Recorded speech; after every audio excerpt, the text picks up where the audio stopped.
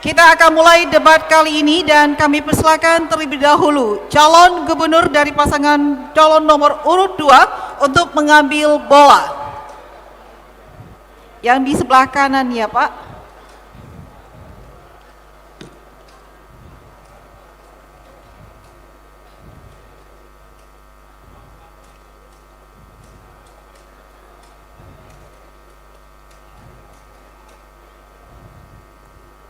Boleh ditujukan ke pemirsa? X1. X1. Ya. W1. W1. Baik. Ya, ini pertanyaannya masih amplopnya masih tersegel. Ya. Oke, masih tersegel. Kita akan buka.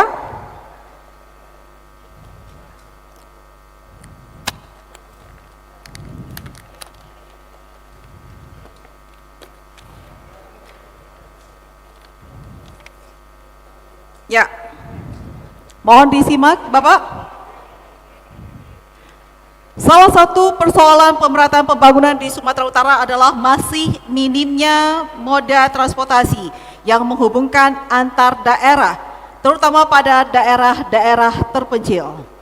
Pertanyaannya, saya tidak ulang sekali lagi. Pertanyaannya, jika terpilih, apa langkah konkret saudara untuk meningkatkan konektivitas sistem transportasi publik di daerah-daerah terpencil di Sumatera Utara agar lebih efisien dan terjangkau? Waktu Anda 2 menit dimulai saat Anda berbicara.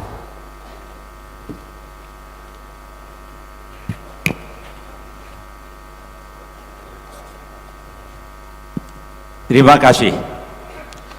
Untuk konektivitas transportasi massal ini harus kehadiran pemerintah untuk ikut serta menyiapkan ramah lingkungan yang bersifat polusi yang harus kita perhatikan.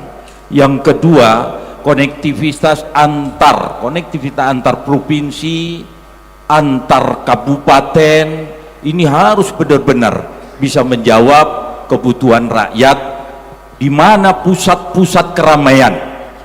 Yang ketiga yaitu perbaikan jalan-jalan yang harus kita perbaiki, mana jalan itu jalan provinsi, jalan kabupaten kota, dan jalan nasional. Ini harus jelas, jangan nanti berbicara jalan itu sampai ke desa-desa. Jalan desa pekerjaannya kepala desa, pekerjaannya kecamatan, pekerjaannya kabupaten, bukan urusan gubernur, tapi gubernur mengkoordinir untuk tercapainya itu.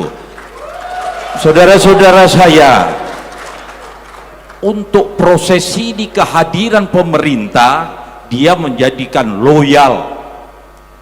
Wali kota, bupati harus ikutin benar. Jangan sembarang mengatur, merubah, yang akhirnya kemacetan dan kesulitan rakyat di dalam menjalankan kehidupannya sehari-hari. Ini saya mohon dengan segala hormat, dan ini menjadikan benar-benar yang harus kita lakukan terkoordinir, loyalitas, esprit de corps, yang harus bisa kita kerjasama.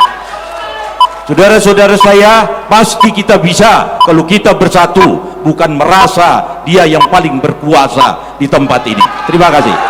Baik, terima kasih paslon nomor urut 2. Kini kita ke calon gubernur nomor urut 1. Kami persilakan memberikan komentar atas jawaban calon gubernur paslon nomor urut 2. Waktu Anda 1 menit 30 detik dimulai dari saat Anda berbicara.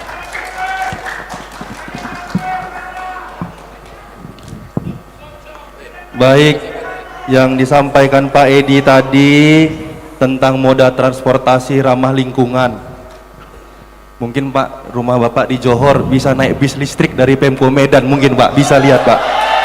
Dan ke depannya ini akan kita tambah, di Medan akan kita tambah seluruh bis yang ada di kota Medan. Nanti setelah tanggal 24 kita ganti bus listrik semuanya. Jadi nggak perlu 5 tahun Pak, ini akan kita lakukan.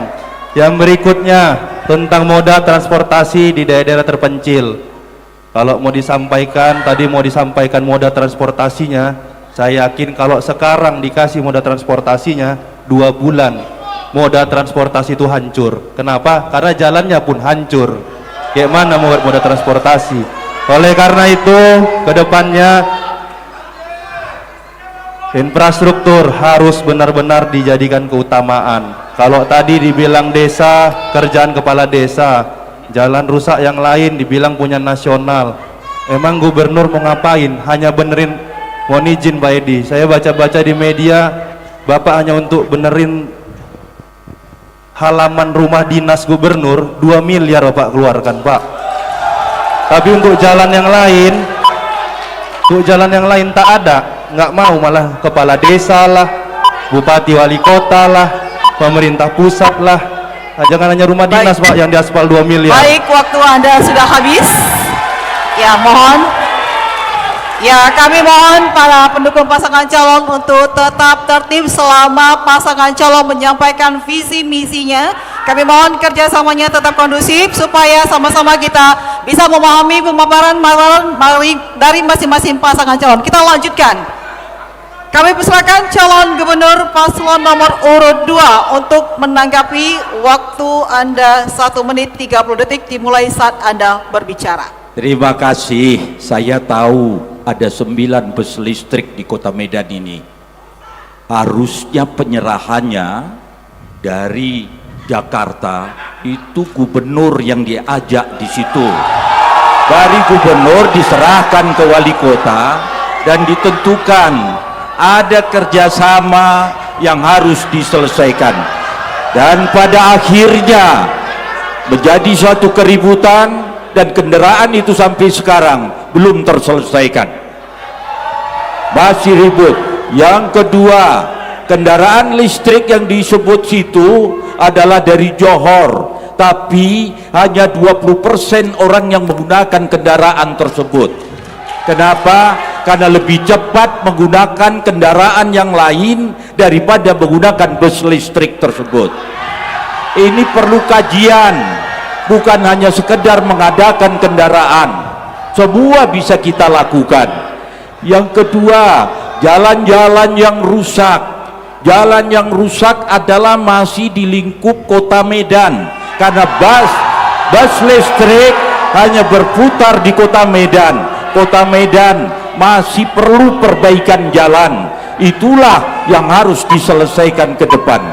Ini semua dengarkan, kalau gubernur, bupati, wali kota, gubernur adalah pusat di daerah. Waktunya sudah berakhir.